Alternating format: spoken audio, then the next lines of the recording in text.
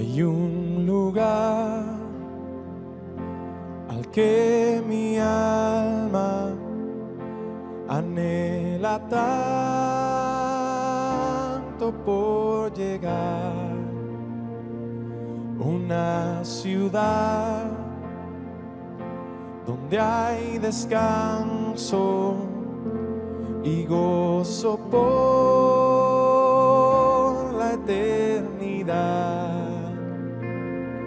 Sé que pronto allá estaré, con mis ojos yo veré. Muy bien, entonces esta primer carta de Pedro, dijimos que Pedro se las dirige a 5 iglesias en las cuales no estaban siendo perseguidas de una manera masiva por el gobierno, ni era algo político que Pedro que se estaba viviendo en aquellos tiempos. Pedro estaba hablando a estas iglesias y Pedro les estaba animando y exhortando un poco a los hermanos de estos tiempos.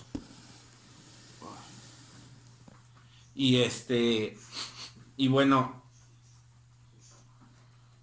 en el versículo 2 describe a qué tipo de iglesia él estaba hablando, ¿sí? Él dice, vamos a leer necesito mencionar un poco el contexto. Dice: Pedro, apóstol de Jesucristo, a los expatriados de la dispersión en el Ponto, Galacia, Capadocia, Asia y Bitinia, elegidos según la presciencia de Dios Padre, en santificación del Espíritu, para obedecer y ser rociados con la sangre de Jesucristo, gracia y paz os sean multiplicados. Vimos en el versículo 2 que dice elegidos según la presciencia de Dios Padre, y vimos por qué Pedro dice en santificación. ¿Cuál fue el objetivo de Pedro al decir en santificación? Que es un proceso en el cual Pedro les está diciendo a estas iglesias, les está mencionando el por qué en santificación, ¿sí? Y luego abajo dice para obedecer, ¿sí? La palabra santificación es algo poco usada ahora en las iglesias de hoy, es algo poco usado en el púlpito. Sin embargo, es algo que la iglesia de Cristo, que el púlpito debe estar mencionando en cada culto, en cada reunión que se hace, porque eso es a lo que venimos. La iglesia de Dios debe ser santificada, como dice Efesios, por el lavamiento del agua por la palabra, ¿sí? Entonces, Pedro les dice aquí el objetivo de la santificación, dice para obedecer y ser rociados, ¿sí? Dice con la sangre de Jesucristo, y dice gracia y paz os sean multiplicados. Esto ya lo vimos, ya desciframos cada parte de estas, qué es lo que es ser rociados, qué es cuál fue el propósito para obedecer en la santificación. Y luego en el versículo 3 comienza esta oración preciosa, Pedro, y comienza esta oración y escribe, dice: bendito el Dios y Padre de nuestro Señor Jesucristo, que según su grande misericordia nos hizo renacer para una esperanza viva. ¿Qué vimos hasta aquí? ¿Quién se acuerda por qué renacidos y cuál es la esperanza viva? ¿Alguien se acuerda? Renacidos porque nos dio vida espiritual. Porque nos dio vida espiritual y porque la esperanza está en él, Cristo. Así es. Ahora, y acuérdense que esta esperanza no era una esperanza algo temporal, algo que iba a ser emocional, momentáneo, como dijimos como si ahorita nosotros dijéramos, es que al rato yo voy a viajar a tal lado, ¿no? ¿Sí me explico? Al rato yo voy a comer pizza. Yo al rato no era una esperanza como la de un niño que tú le prometes, te prometo que al rato te llevo al McDonald's, ¿no? ¿Y qué hace el niño después de que acaba tu compromiso? Él está consciente de que tú lo vas a llevar al McDonald's, ¿no?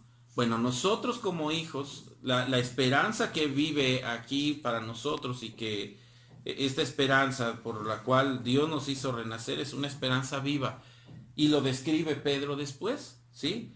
Dice, por la resurrección de Jesucristo de los muertos, dice, para, el versículo 4 dice, para una herencia incorruptible, ¿sí? Que no es algo, quizás terminando el culto puede pasar algo o el compromiso que tú tienes y tú vas a cambiar el esquema de lo que tú le habías prometido a tu hijo, porque surgió otra cosa, ¿sí? Pero la esperanza que nos aguarda a nosotros en Jesucristo no tiene variación, es permanente, dice aquí, es incorruptible, incontaminada e inmarcesible, es decir, no se marchita, es algo que permanece, ¿verdad? Para siempre. Y luego dice, reservada para vosotros, en los cielos, para vosotros, ¿sales? Bueno, entonces esa esperanza que nos mantiene es la esperanza de que nosotros, como dice en el versículo 5 ahora, dice que sois guardados por el poder de Dios mediante la fe para alcanzar la salvación que está preparada para ser manifestada en el día de Jesucristo, en el tiempo postrero. ¿Sale? Y luego dice, en el cual vosotros os alegráis, aun que ahora, por un poco de tiempo, estas promesas incomparables que Dios nos da, aquí están. Esto que acabamos de cantar nosotros ahorita, aquí está. Dice, en lo cual vosotros os alegráis, aunque ahora por un poco de tiempo, si es necesario, ¿sí? Tengáis que ser afligidos en diversas pruebas. Pedro no se estaba refiriendo a que la iglesia de Cristo, a que nuestros hermanos en aquellas épocas estaban siendo perseguidos a muerte, aunque algunos probablemente lo sucedió, ¿sí? Pero lo que Pedro estaba advirtiendo es que estas pruebas que iban a atravesar o que estaban atravesando eran pruebas en las cuales estaban identificados ellos como creyentes, y dijimos el por qué el estar, como dice el versículo 2, elegidos según la presencia de Dios nos hace estar como extranjeros y peregrinos en un mundo hostil, ¿sí? Estamos marcados por una sociedad, estamos, ahorita nuestros vecinos nos tienen ya saben, ya cantaron, ¿sí? Esos son los aleluyos, ¿verdad? Entonces, y si tú tienes en tu oportunidad, en tu trabajo, la oportunidad de predicar y de denunciar el evangelio, tus compañeros de trabajo, tus vecinos, lo que sea con quien tú prediques el evangelio, ellos ya te tienen identificado, ¿sí? Bien, ahora bien, dice aquí que tengáis que ser afligidos en diversas pruebas. Y luego dice, para que sometida a prueba, ¿qué? ¿Qué es lo primero que va a probar Dios? Nuestra fe, ¿sí? Nuestra fe. ¿Qué es la fe? Es mucho más preciosa, dice Pedro aquí, que el oro, ¿sí? El cual, aunque perecedero, el oro se prueba con fuego, entonces sea hallada en alabanza ¿qué? Nuestra ¿qué? Nuestra fe, gloria y honra cuando sea manifestado Jesucristo. Hasta ahí vamos, ¿cierto? Bueno, entonces puestos ya más o menos viendo este contexto, vamos a ver lo que ahora tenemos en el versículo 8 y 9, ¿sí? Muy bien, David, ¿le puedes dar lectura, por favorcito?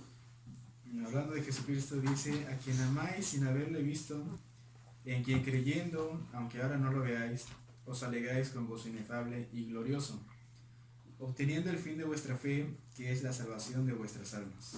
Gracias. Muy bien. A este sermón le hemos puesto una imagen de la fe salvífica. Una imagen de la fe salvífica.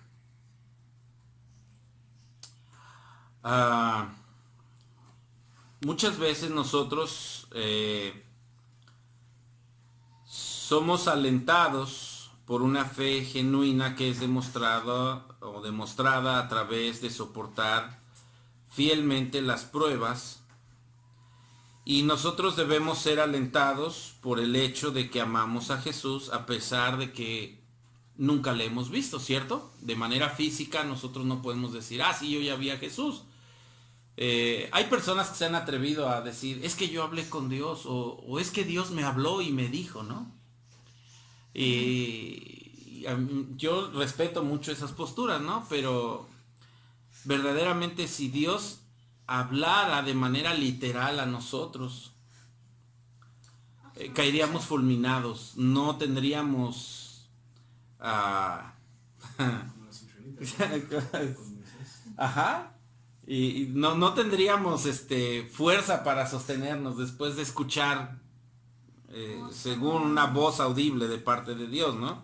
Escuchamos los truenos y hasta nos alejamos de las ventanas, ya luego les digo a quién me tocó ver, ¿no? Sí, pero bueno, si nosotros verdaderamente escucháramos a Dios diciéndonos, no, por aquí, por acá,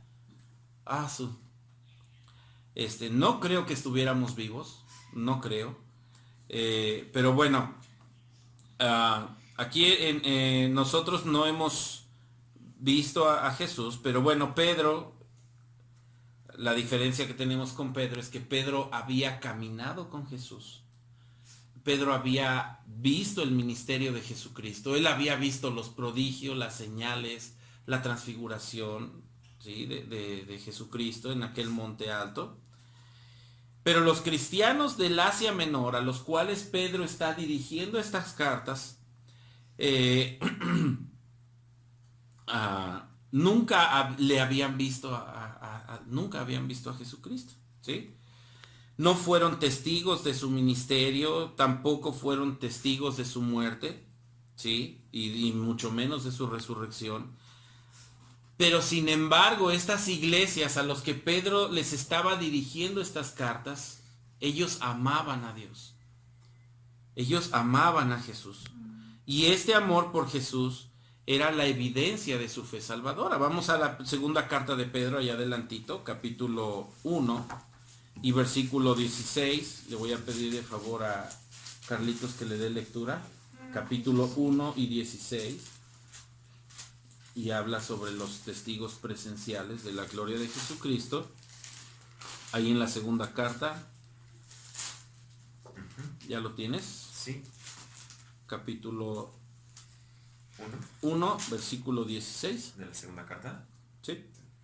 Dice, porque no os hemos dado a conocer el poder y la venida de nuestro Señor Jesucristo, siguiendo fábulas artificiosas, sino como habiendo visto con nuestros propios ojos su majestad. Fíjense bien como dice aquí, porque no hemos dado a conocer el poder y la venida de nuestro Señor Jesucristo siguiendo fábulas artificiosas, sino como habiendo visto con nuestros propios ojos su majestad. Gracias, hijo. Ahora bien, vamos a Marcos capítulo 9, Sergio, Marcos 9, Marcos capítulo 9,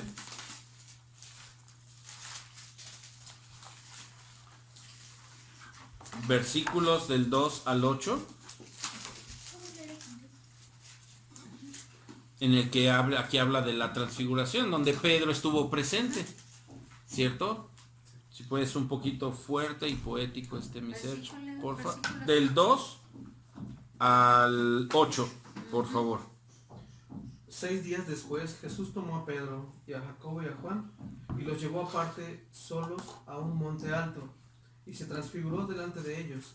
Y sus vestidos se volvieron resplandecientes, muy blancos como la nieve, tanto que ningún lavador en la tierra los puede hacer tan blancos.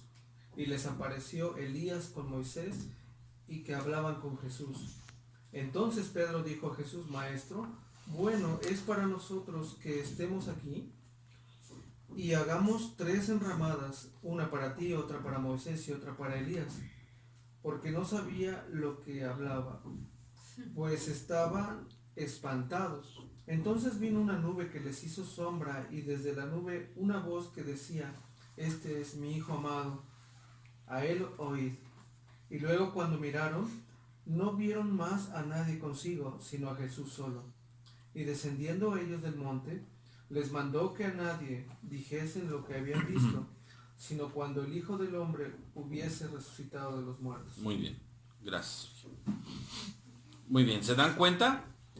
¿Cómo es? Por eso es que les digo que si nosotros de verdad escucháramos la voz de Dios, caeríamos fulminados, ¿verdad? Aquí, ¿qué le pasó a Pedro? Y se puso así porque no sabía lo que hablaba, ¿no? Estaban espantados, ¿verdad? ¿Y alguna vez a ustedes un trueno les ha espantado tanto que se ponen las manos sobre su cabeza? ¿Verdad? Que hasta sienten así como que se cimbran las ventanas de la casa, ¿verdad, doña Evita? ¿Y qué es en lo primero que piensan? ¿O qué es la primera expresión? ¡Ay, Dios! ¿Verdad? ¡Ay, Dios! ¡Ay, Dios! Y eso que todavía no le escuchan, ¿verdad? Pero bueno, en este canto que acabamos de cantar, dice ¿cómo? Dice, cante al Señor toda la creación. Y escuchamos cantar a los truenos, ¿sí? ¿Verdad? Bueno, muy bien. Muy bien, ahora bien. Entonces, este es el amor, este amor por Jesús es la evidencia de su fe salvadora. Cuando estas iglesias estaban siendo afligidas, no veían a Jesús, pero le amaban, ¿sí? Y ese es el reflejo de la iglesia que debemos ser hoy nosotros, ¿verdad? Hace 8 días decía yo, ¿qué pasa cuando se nos viene una aflicción por leve que es? Lo primero que volteamos es a mirar a Cristo, ¿verdad? Pero cuando todo va bien, cuando mi negocio está bien, cuando hay ventas, ni me aflijo, ¿verdad? Me ocupo en el negocio, me concentro en el negocio y saco adelante eso, ¿verdad? Y pues hay dinero. Sin embargo, muchas veces es necesario que nosotros recordemos cómo fue que el pueblo de Israel vagó por el desierto tantísimo tiempo, ciertamente bajo la presencia del Señor, en una nube de día y en una columna de fuego por la noche. Ellos creían en en lo que ellos podían ver. Y es bien fácil cuando nosotros vemos o comprobamos, ¿verdad? Es que yo creo porque sí es cierto. Y es como que trae seguridad en nosotros cuando sí trae. ¿Mande? Está la evidencia. Está la evidencia, ¿verdad? Sí, está la evidencia de que ahí está, ¿no? Pero somos peregrinos, no debemos olvidar que somos peregrinos en una tierra hostil, ¿sí? Nosotros no tenemos la presencia física de nuestro Señor Jesucristo, ¿sí? Guiándonos diariamente, diciendo, mira Elías, a este cliente lo tienes que tratar así, a este lo tienes que tratar de esta manera, o fíjate cómo yo lo hago, y nosotros decir, es que así lo debo tratar. No tenemos la presencia física de Jesús. Sin embargo, yo creo que Dios va con nosotros. Aun cuando yo salgo a repartir, Jesucristo está conmigo. Nuestra fe no se basa en una manifestación actual de Jesús, ¿sí? Y muchas veces actuamos o pensamos que nuestra fe va a venir por medio de lo que yo veo, ¿sí? Y esto es lo que ha llevado a muchas iglesias a caer en el error de pedir manifestaciones a veces extraordinarias y llevan a la iglesia a un error, ¿no? Porque piden una manifestación, piden algo que no está de acuerdo a las escrituras, ¿verdad? Como Aarón. Ajá, como Aarón. Y vamos, muchos caemos en el error de querer comprobar lo que la palabra dice con lo que yo quiero ver, ¿sí? En el ¿cómo se llama pague por sufrir, ¿no? Pague por sufrir. Porque sigue sufriendo la gente, pagan y nomás no soluciona nada, ¿verdad? Y bueno, cae en un error grande, ¿no? La gente está ahí queriendo ver que la rosa, que el agua bendita que les llevan, no sé qué tanto relajo, y pues nada más es una sacadera de dinero, ¿no? Pero bueno, Yo quiero basar nuestra predicación de hoy. Vamos al libro de Daniel otra vez, por favor. Daniel. Y ahora vamos a ir al capítulo 3.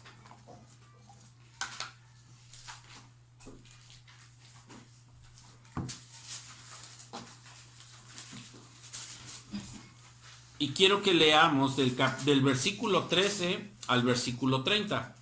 Daniel, ayúdame con Daniel ahí con doña Evita, por favor. Capítulo 3.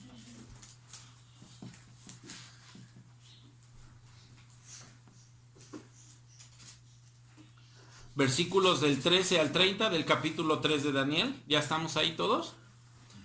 Y quiero que vayamos, que pongan toda su atención verso a verso de cómo vamos a ir leyendo, ¿sales? Dice así.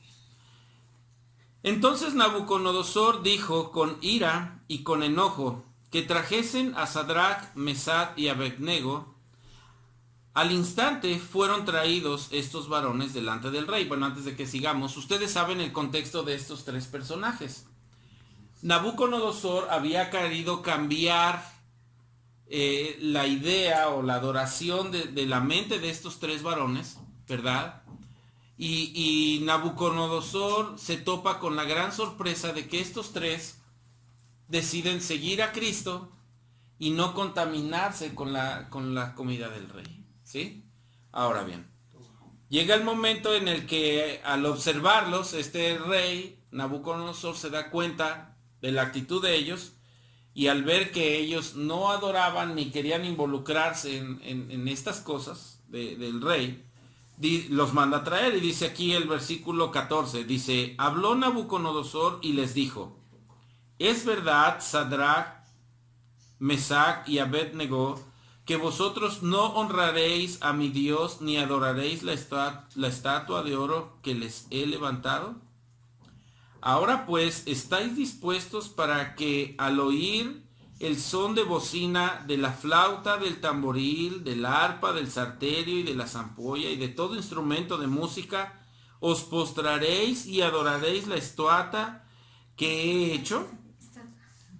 Porque si no la adoraréis, nada más descuelga el teléfono, por favor. Perdón, dice, porque si no la adoraréis, en la misma hora seréis echados en medio del horno de fuego ardiendo. ¿Y qué Dios será aquel que os libre de mis manos? Sadrach, Mesach y Abednego respondieron al rey Nabucodonosor diciendo, no es necesario que te respondamos sobre este asunto. He aquí nuestro Dios, a quien servimos, puede librarnos del horno de fuego ardiendo, y de tu mano, oh rey, nos librará. Y si no, sepas, oh rey, que no serviremos a tus dioses, ni tampoco adoraremos la estatua que has levantado. Entonces Nabucodonosor se llenó de ira, y se demudó el aspecto de su rostro contra Sadrach, Mesach y Abednego, y ordenó que el horno se calentara 7 veces más de lo acostumbrado, y mandó a hombres muy vigorosos que tenía en su ejército para que trajesen a Sadrach, Mesach y Abednego para echarlos en el horno de fuego ardiendo. Entonces estos varones fueron atados con sus manos, con sus mantos, sus calzas, sus turbantes y sus vestidos, y fueron echados dentro del horno de fuego ardiendo. Y como la orden del rey era apremiante y lo habían calentado mucho, la llama de fuego mató a aquellos que habían alzado a Sadrach, Mesach y Abednego. Y estos tres varones, Sadrach, Mesach y Abednego, cayeron atados dentro del horno de fuego ardiendo. Entonces el rey Nabucodonosor se espantó y se levantó apresuradamente y dijo a los de su consejo, ¿no echaron a 3 varones atados dentro del fuego? Ellos respondieron al rey, es verdad, oh rey. Él dijo, he aquí yo veo a 4 varones sueltos que se pasean en medio del fuego sin sufrir ningún daño, y el aspecto del cuarto es semejante a hijo de los dioses. Entonces Nabucodonosor se acercó a la puerta del horno de fuego ardiendo y dijo: Sadrach, Mesach y Abednego, siervos del Dios Altísimo, salid y venid. Entonces Sadrach, Mesach y Abednego salieron de en medio del fuego, y se juntaron los sátrapas y los gobernadores, los capitanes y los consejeros del rey, para mirar a estos varones, cómo el fuego no había tenido poder alguno sobre sus cuerpos, ni aun el cabello de sus cabezas se había quemado, sus ropas estaban intactas, y ni siquiera olor de fuego tenían. Entonces Nabucodonosor dijo: Bendito sea el Dios de ellos, de Sadrach, Mesach y Abednego, que envió a su ángel y libró a sus siervos que confiaron en él, y que no cumplieron con el edicto del rey y entregaron sus cuerpos antes que servir y adorar a otro Dios que es su Dios. Por lo tanto, decreto que todo pueblo, nación o lengua que dijere blasfemia contra el Dios de Sadrach, Mesach y Abednego será descuartizado y su casa convertida en muladar, por cuanto no hay Dios que pueda librar como éste. Entonces el rey engrandeció a Sadrach, Mesach y Abednego en la provincia de Babilonia. Bien, hermanos, si se dan cuenta, estos tres varones jamás vieron a Jesucristo. Ellos no tuvieron la presencia de Jesucristo presente en sus vidas. Pero lo que sí podemos ver es que ellos tenían una fe salvífica, una fe en la cual su corazón estaba cimentado. Cuando nosotros analizamos cada verso de esta historia, del versículo 13 en adelante, lo que acabamos de leer, podemos ver cómo este rey Nabucodonosor, tratando de cambiar la mente de estos varones, obra de tal manera de que, dice aquí, entonces Nabucodonosor dijo con ira y con enojo que trajesen a Sadrach, Mesach y Abednego. Al instante fueron traídos estos varones delante de él, y les dijo que si, dice, es verdad que vosotros no honraráis a mi Dios, ni adoraráis la estatua de oro que les he levantado. Y dense cuenta aquí de algo, hermanos. Nosotros, como creyentes de hoy en día, y seguramente aquellos de esta segunda carta, de esta primera carta de Pedro, a las cuales estas iglesias a las cuales él escribía, eran gente que estaban pasando o que estaban siendo arrastradas por el mundo hostil, por las voces del mundo que muchas veces nos rodean como creyentes. Esta carta de Pedro hemos dicho que fue dirigida a aquellos creyentes de aquellos años que no tenían una persecución masiva de muerte como la que tenían estos varones. Sí era de muerte. Sin embargo, la fe que ellos demostraron era una fe que estaba fundamentada de parte de Dios en sus corazones, y ellos no tenían miedo a la muerte. ¿Sí? Ellos no tenían miedo a lo que dijeran los demás, los que los estaban rodeando. Ellos nunca jamás meditaron. Aquí no habla en ninguna parte de que estos varones empezaron a cuestionarse de que si su familia, qué iba a decir su familia, qué iba a pensar los de ese reinado, o los reyes los sátrapas y los gobernadores de ese lugar, de ellos. Ellos permanecieron fieles hasta el momento en que son arriesgados su vida misma para echarlos en el horno de fuego. Esta fe que ellos demostraron, hermanos, era una fe la cual no era movida por las circunstancias que les rodeaban a ellos, por lo que a ellos les estaba rodeando. Y aquí vemos cómo ellos tampoco pidieron una manifestación de Jesucristo. Sin embargo, ellos la tuvieron. Ellos la vivieron en carne propia. Dice aquí que cuando iban a ellos a echarlos al horno de fuego, las personas que se acercaron, ellos fueron quemados, fueron consumidos. ¿Sí? Ahora bien, dice aquí en el versículo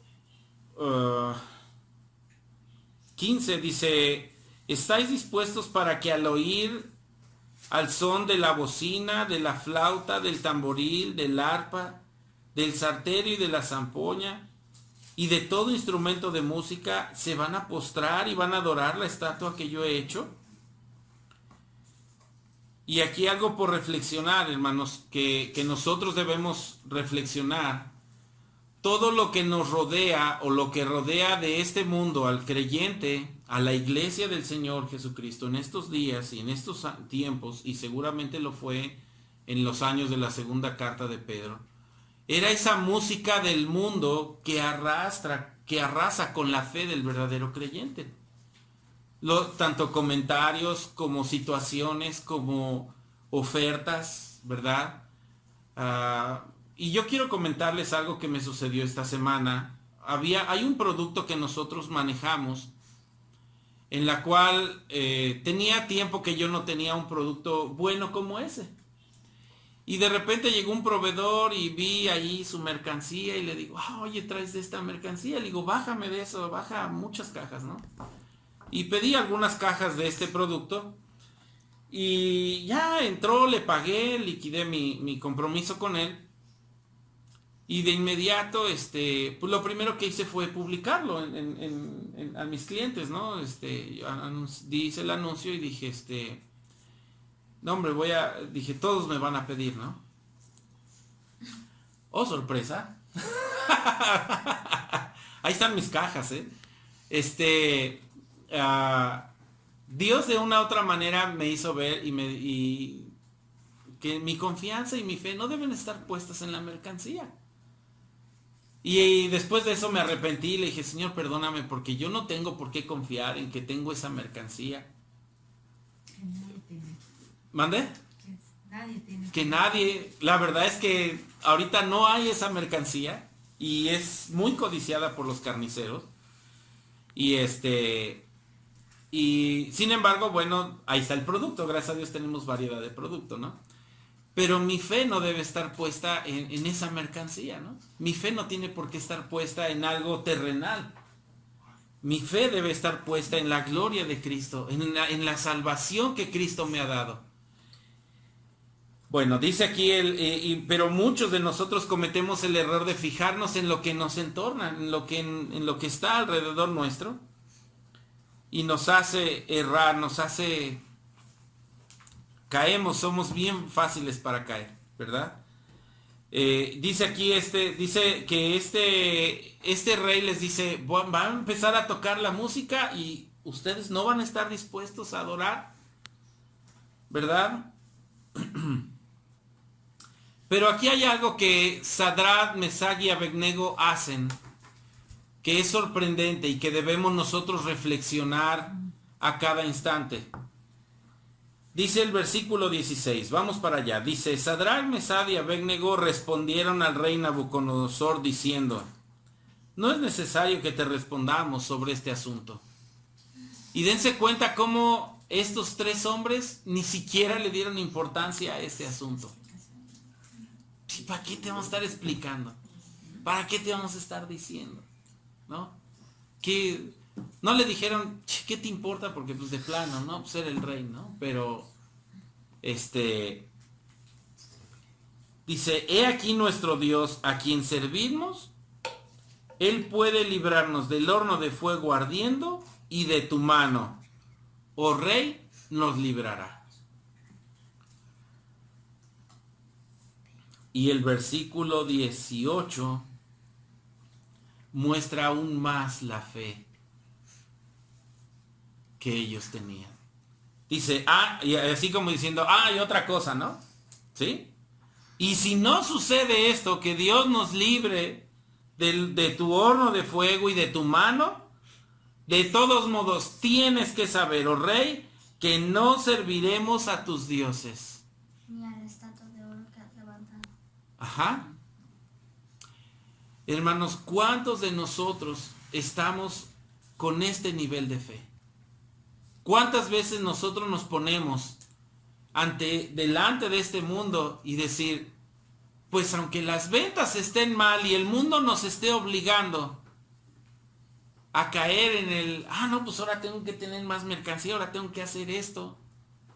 No. ¿Verdad? Ahora, no, pues ahora más voy a confiar en Cristo, ¿no? Ahora más voy a confiar en Él, porque Él es, mi fe no está salvada, mi fe no está fundamentada en lo que este mundo me da, mi fe está fundamentada en la salvación que Cristo ya me dio. Estos hombres no temieron ante el mismo rey, ante la presencia de alguien de este mundo. Era un gobernador. Yo no estoy sobajando a nuestras autoridades, pero una persona como tú y como yo, que lo único que tenía era el nombramiento ante toda la ciudad de ser un rey, pero no dejaba de tener las mismas características ni las mismas semejanzas que tenemos tú y yo.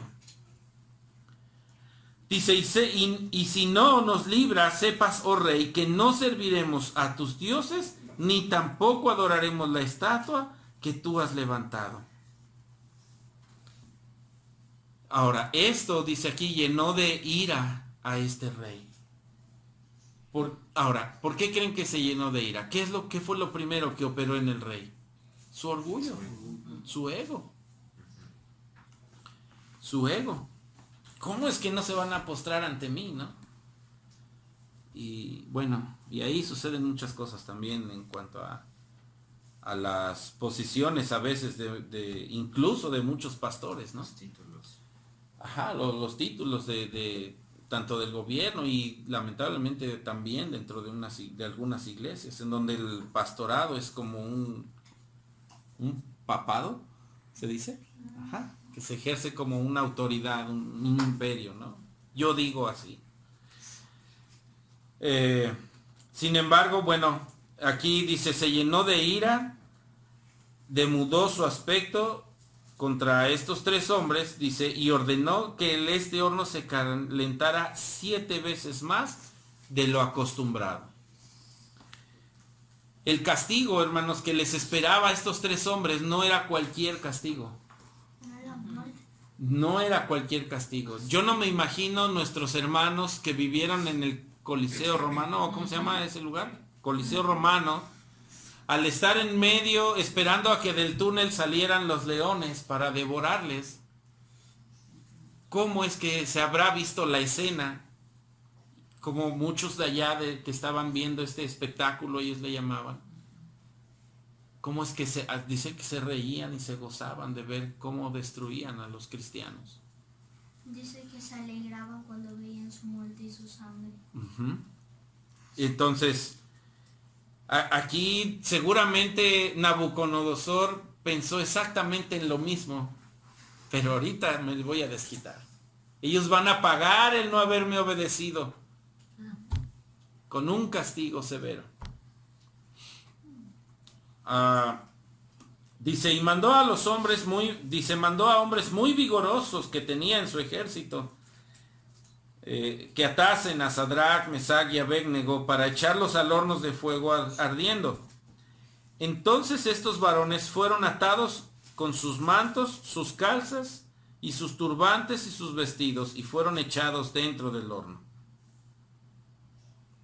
Como la orden del rey era apremiante, lo habían calentado mucho. La llama de fuego mató a aquellos que habían alzado a Sadrach, Mesach y Abednego.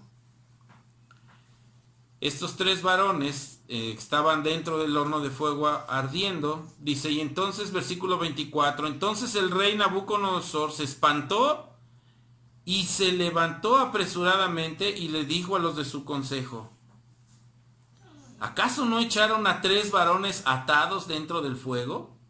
Y ellos le dijeron, sí, es verdad, rey. Dice, pues yo veo a 4 varones sueltos que se pasean en medio del fuego sin sufrir ningún daño, y el aspecto del 4 es semejante a hijo de los dioses. Fíjense bien. Dense cuenta aquí como esta segunda carta de Pedro, que identifica, como en el versículo 2 vimos que el creyente es identificado por ser un creyente, por ser un aleluyo. Este rey Nabucodonosor identificó de la misma manera a estos 3 hombres. Y él señala, él dice, y andan, es como hijos de dioses, dice. Estos hombres, reiteramos, ellos no habían visto a Cristo, ellos no habían visto las obras de Cristo, no habían tenido su ministerio, pero creían en el Dios de su salvación. Dice, pues yo veo a 4 y sueltos que se pasean en medio del fuego sin sufrir ningún daño, y el aspecto del cuarto es semejante al Hijo de los dioses. La pregunta aquí es, cuando tú y yo atravesamos por una prueba de fuego en la cual el oro es necesario que pase, ¿los de allá afuera se están dando cuenta que eres hijo de Dios en medio de la prueba? Y no lo digo por ti, lo digo por mí primeramente. ¿De verdad estamos capacitados? ¿De verdad nuestra fe hablará tanto de nosotros, de Cristo, que al pasar el momento de la prueba los de allá afuera puedan decir, ah, pero ese señor es un aleluyo, pero se las ve bien difícil, pero él cree en su Dios? Su fe está fundamentada en Cristo. ¿Acaso será la misma posición en la que estamos nosotros? Tanto que Nabucodonosor se acerca a la puerta y les habla. A ver, sálganse de ahí. ¿Qué quiso ver Nabucodonosor? A ver si era cierto lo que estaban viendo sus ojos. A ver si era cierto lo que él estaba viendo. Dice que aún veía 4. Dice, y el cuarto tiene aspecto de hijo de dioses. No me puedo imaginar la escena, no me puedo imaginar bien al 100% el cómo sucedió todo esto. No sé cómo prendían el horno, no me puedo imaginar el tamaño del horno, ¿verdad? Y luego el fuego que había dentro de ese horno, las temperaturas que se dio, pero pues mató a 4 que estaban de afuerita. ¿Sí? Entonces imagínense lo que estos hombres experimentaron, ¿no? Y al salir, y todavía, pues hay que nos hable, yo creo que adentro estaban hasta cotorreando, pues hay que nos hable cuando guste, que comprobar, ¿no? Y, ¿sí? Tanto que les habla y salen estos hombres. No, estoy cotorreando, ¿sí? Ahora bien, dice aquí en el versículo 27, dice, y se juntaron los sátrapas, los gobernadores y los capitanes y los consejeros del rey para mirar estos varones cómo es que el fuego no había tenido poder sobre de ellos. Envió su ángel y libró a sus siervos que confiaron en él y que no cumplieron el edicto del rey y entregaron sus cuerpos antes que servir y adorar a otro Dios que no fuera su Dios. Ahora lo tremendo es lo que sigue. Dice, este Nabucodonosor que se dio cuenta que ese Dios del cual estos hombres predicaban, él mismo dice la palabra de Dios aquí, dice, por tanto decreto, dice, estas son palabras de Nabucodonosor, decreto que todo pueblo, nación o lengua que dijere blasfemia contra el Dios, ¿de quién? Lo tremendo es que él no dijo contra mi Dios. Su Dios. Dijo el Dios de ellos. Dice, de Sadrach, Mesach y Abednego sea descuartizado y su casa convertida en muladar, por cuanto no hay Dios que pueda librar como este. Entonces el rey engrandeció a Sadrach, Mesach y Abednego en la provincia de Babilonia. Hermanos, hemos escuchado historias como las del rey de Egipto, que después de ver todas las plagas y el poder de Dios que arrasaron con Egipto y tener todavía al pueblo de Israel sometido, después de ver la gloria de Dios, viendo con tantas plagas y el poder, y todavía, no, pues está bien, ya los voy a dejar ir, ya que se vayan, ¿no?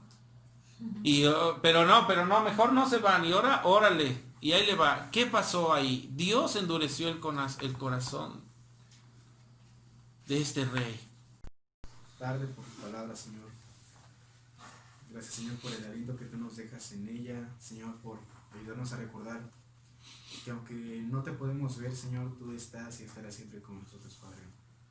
Tú has prometido estar con nosotros todos los días hasta el fin del mundo, Señor, y lo creemos porque tú lo has dicho, Señor. Ayúdanos, Señor, a recordarlo constantemente, Señor, sabiendo que nuestra confianza y esperanza deben estar puestas en ti, Señor. Que tú no nos vas a abandonar, Señor, y entre más probados seamos, Señor, más podrás deleitarte tú, Señor, en nuestra obediencia, Señor. Más podrás tú gozarte y más fruto podemos darte a ti, Señor. Que te glorifique y que te honre ante los demás también, Padre. Te damos gracias, Señor, y te pedimos perdón por todas las veces que hemos puesto nuestra confianza en otras cosas que no fueron tú, Señor. Así es.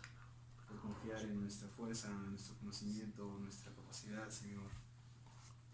Padre, ayúdanos a mirarte constantemente y recordar que somos hijos tuyos, Señor, que para cualquier cosa que necesitemos podemos ir y pedirte ayuda, Señor, que tú nos vas a rechazar, Padre.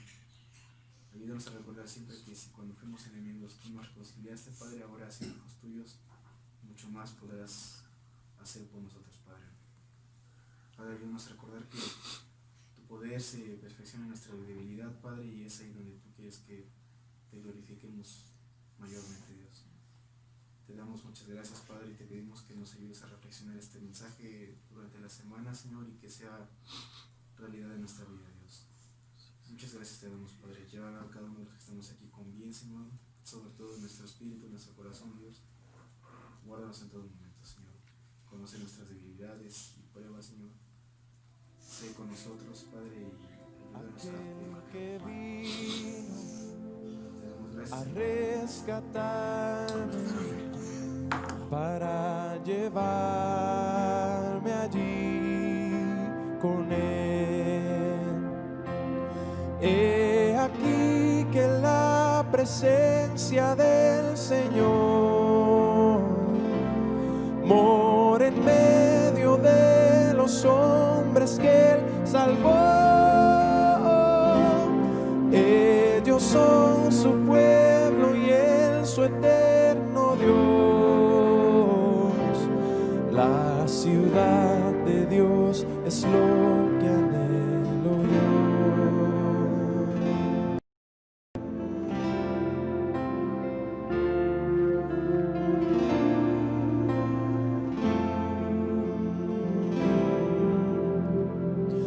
Hay un lugar resplandeciente donde no hay más oscuridad.